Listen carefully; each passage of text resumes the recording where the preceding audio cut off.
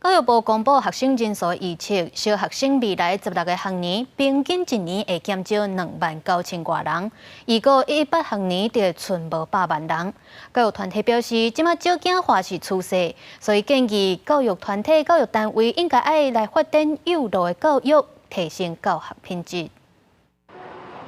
透早国校的学生去学校上课，不过台湾少子化已经成做趋势，而且持续冲击各阶段的教育现场。根据教育部公布的一份无共教育阶段学生人数预测的报告，显示112学年有123万5千个国校的学生，国校一年的学生会降到19万6千人。那总人数预估未来16学年平均一年会减差不多2万9千人，到118学年可能会降到100万以下。 依据教育部113年6月发布的各教育阶段学生数预测报告显示，未来16学年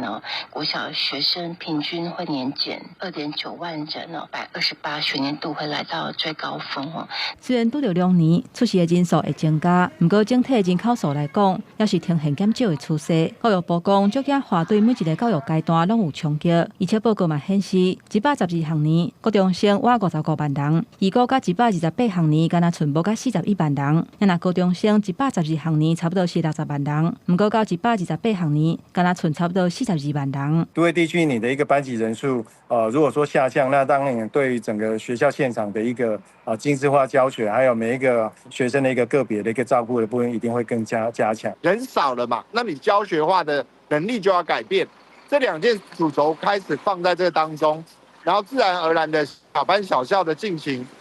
我觉得学生的品质会增加。教育团体认为讲，少子化除了是国安危机，对每一个教育阶段拢有冲击。教育部回应讲，会支持细间学校、甲老师下年级教学，互编班甲教学有春秋的空间，增进老师专业的技能甲教学品质，而且会拍拼强化学习辅助。记者综合报道。